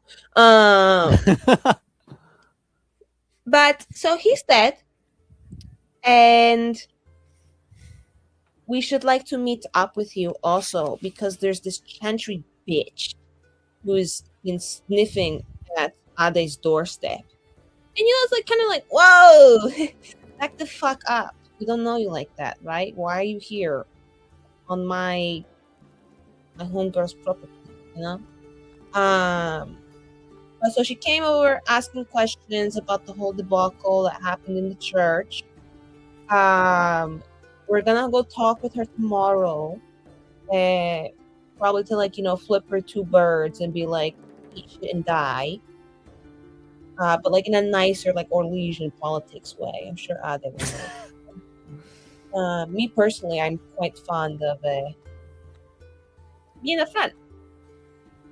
But so there's that. I hope your hair looks nice. And that you've been eating well. It's very important. And if you need anything, you cannot send me a dream in response. So you will have to find me. Also, if there was anything you needed to know about Aiden that we might need to know, I know that you two at times had dealings. God, all those pearls look so good. I'm really, really hungry. Okay, I'm gonna end this dream now, but yeah. See you later. And before, I don't know if anybody else can tell, but I think Aosi is gonna try and recast the spell to send out another dream. Okay. But this one to Moirin. Oh, okay. And she's going to make it be placed at their parents' cottage in the woods. Probably during the beginning of summer when everything was very bright and smelled very nice and the whole forest was alive. And she's just going to be standing in front of the door in her mage robes. And she'll just speak to where she thinks that Moirin would be positioned in the dream. And she'll be pausing for a moment before she sort of gathers herself, and I wish for nothing more than to be able to see you too. But you are going to, of course, get the privilege of seeing my beautiful visage before I lay eyes upon you again. I don't know if you recognize me, but I'm little Sia. Well, Sia.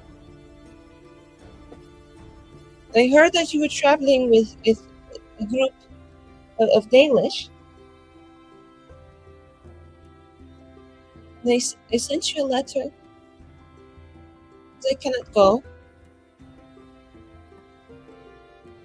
I am stuck in the White Tower in Norway. But I wanted you to know that I am alive, and I have some very dear friends here. And I have active plans to make sure this is not my permanent residency anymore. So, if you want to come see me, if it's not dangerous for you, or maybe write me a letter back. I'd really like to hear from you, Maureen. I miss you a lot. Love you. Have sweet dreams. I don't really know what else you're supposed to say when you send the dreams. Have even better than sweet dreams. I hope you're married by now, so you have like a really good bombshell partner. And then I can rub in your face how hot my boyfriend is. I don't think you would really approve of him at like the first glance, but I swear he's a great guy. He's a little weird. I'm trying to wean him off his addiction right now. So if you know anything about, oh, I should have sent that to Marjolaine. Fuck. Okay, great reminder, Moirin. If you know anything about how to like stop being a drug addict or like being addicted to what the Templars get given, let me know. But yeah, love you. See you. Well, I don't know when I'll see you, but hopefully soon.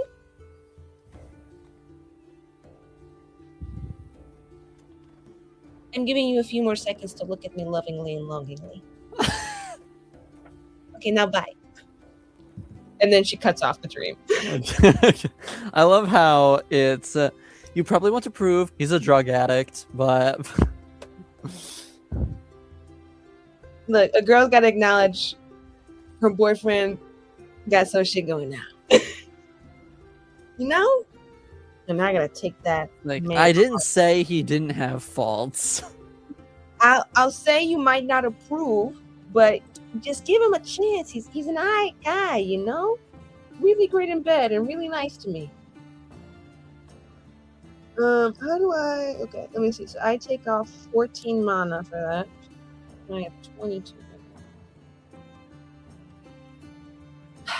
And then Aosia like comes back, and she's got some bags under her eyes that seem a little bit more pronounced, and maybe some sweat bead at her brow. But she's like, "Message delivered. I forgot one thing, so I'm probably gonna have to send her another message tomorrow, which I think she's gonna really fucking like." I think that it would be crazy if she didn't love the fact that you were sending her personalized dreams. I know. I made her meet me in the alien age, and all the people were churros, and any bird that was in the dream was made out of butter. Oh, she obviously loved that. Yeah. It'd be crazy if she didn't. Next time I'll make it like pitch black darkness, and I'll be a voice that whispers and echoes around her. Ada just quietly thinks to herself that she's not sure if Aosia is sincerely hazing Marjolaine, or like this is just like a normal thing, because it feels like bullying a little bit, but also it might just be like, as a Aosia, like, yeah, no, who wouldn't love that?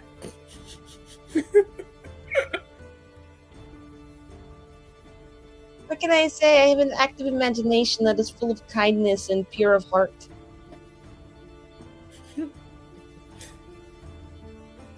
Well, I think we probably drank as much as we should. And Ade looks at like 3 overturned bottles of wine. Yep. And I will Classic. now need to replace my a little bit of my reserve, but it was worth it. I'll put the food away, and I think we should probably get ready for the evening. Well, the night. It's late. Manon, you cannot still be here. Actually, it's quite late. We need to get you inside. Says who? Why? Well, because I'm also sleepy and I want to go to bed. Oh, well, that's reasonable then, I guess. It's like the moon is so high in the sky right now. Oh, yeah, so pretty. Like a And big the- pizza pie. So, The moon is only Oh, just cute. like- That was beautiful. I'm a poet. Wow, you should publish something. Maybe you have a talent for writing as well. You don't know. Aos is gonna go over and hug Bukio against her and be like, he's so talented. He just kind of leans into it like I am. And he hides all his special skills. Everyone's just plastered off of wine. Yeah. My cool friend who's Okay, so, okay. You know what, Bukio? Why don't you stay here and I will go into the main estate. You guys can use my cottage because I don't know if I'm gonna be able to. And she like is trying to like loosen Aosia's grip a little bit and is like, I feel like it's an ironclad grip. Oh, don't take my kitty. Yeah, Bukio, be He's gonna- nice if you need help. Buccio is gonna help Eosio over to a bed, tuck her in, bring her some water. Are you sure she lets you go? Well, he'll use his dex. No, kitty. Literally, like when you pet a cat and they go, no. he's like, No. and he's just gonna say, not a kitty, friend.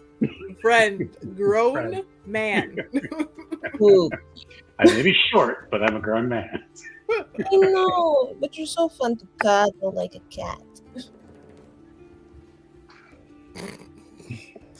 Else, yeah. And You he should will. go to sleep. And if there's like a couch or something, he'll sleep on the couch. I'm going in the estate. Yes, I think I will join you. I think these two are fine.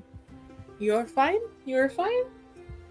Help yourself to any snacks if you get hungry in the middle of the night. And you are to find me. Sparrow is walking. And there are some extra blankets here, and she'll just kind of put out some like quilts and whatnot and some extra pillows. The couch is not a pull-out couch, but He's we'll short. just pretend that because Lucio is short, it is.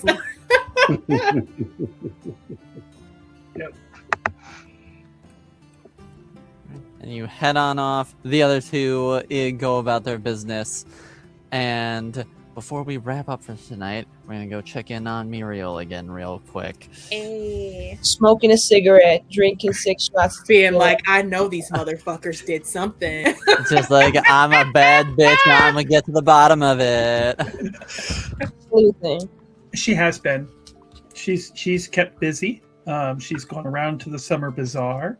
She's gone around town, just kind of visiting different places, asking very direct questions about, for example, the descriptions of these various people, how they have been around town and who they might be and where they've been seen, and about this incident that involved a chase all the way through Val Royale, from Summer Bazaar to Grand Cathedral, and just kind of really unhurried, very nice and polite Chantry sister, asking around town about all the recent events, just to bring her up to speed about things, and trying to acquire as much information about this trio as she can, without it looking too overly suspicious or anything else. Just Chantry following up, and of course helping to resolve the situation in the best way possible, since the Chantry really is the keepers of the peace in this world. So they are the ones that are to make sure that the peace is restored, and that all loose ends are tied up. So she will find out whatever she can about the man involved in this incident, as well as about this group, and just ask around casually about them in taverns and bazaars and various other places. Yes, and let me roll for something real quick. I'd be happy to. Yeah. Okay. And would you mind rolling me a communications roll? That's what I thought you'd ask for. Yep. So that is going to be a 14. 14. All right. Yeah. As you're sort of going around, occasionally, every once in a while, you keep hearing the name Aiden Kincaide being Got it. thrown around. Does she find out anything about Aiden and his activities, his associates, the cult, anything like that? She definitely hears about all of the stuff that happened at the school. Yeah. She hears about all of that. Okay. As for like known associates outside of that, Random Kunari princes walking around town. yeah, you would hear that he had been putting on a erotic stage production.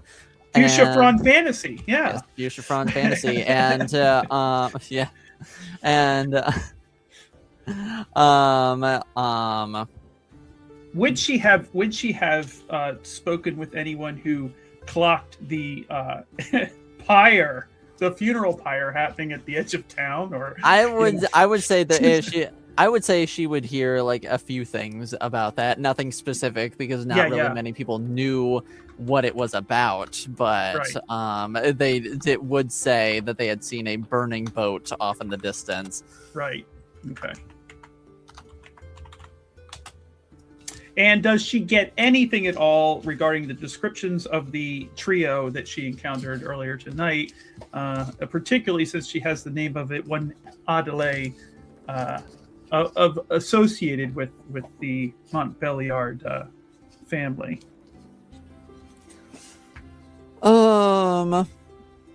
Nothing too specific, nothing too specific or scandalous or anything like that.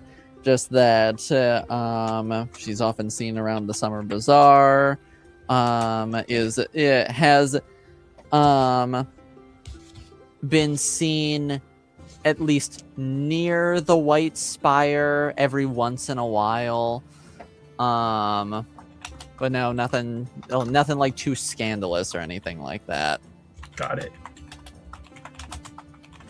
Okay. Well, she will, of course, keep notes and conduct her investigations without any open haste or anything like that. She's not in any hurry. She'll get to the bottom of everything eventually, and is looking forward to meeting with Adelaide tomorrow.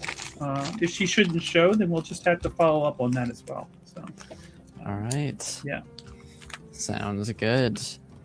And in that case, that is where we will wrap up tonight. Thank you, everybody. Oh, she's so nosy. Yes, what do you want to know? Why are you Very obsessed noted. with me? Why is Muriel obsessed with me? That's crazy. Yuri. You're so obsessed with me. Why? To get a life. Crazy. That's so crazy. Why are you obsessed with me? Thank you. Yes, thank you. That was fun. Yes, thank you. That was a great. Congratulations on the first episode of the new season, y'all. Yes, so good to be back. I also think that was probably the most coherent one we've ever had. Probably. That was, at the very least, the most on the rails one we've ever had, I think. Give it one more episode. Oh, well, yeah. We'll be immediately off the rails again, I'm sure. We're adjusting to the chaos. Yeah. All it's going to take is our storyteller to just toss one pebble into the pond here. Oh, yeah. A small ripple that became a tidal wave. Yeah. Well, hey, everyone. Thanks for watching. We appreciate your support. And we will be back next Friday night. Another episode of Masks and Muses. Yes. M&M. All right. Good night, everybody. Have a good night, everybody. We'll see you later. Bye.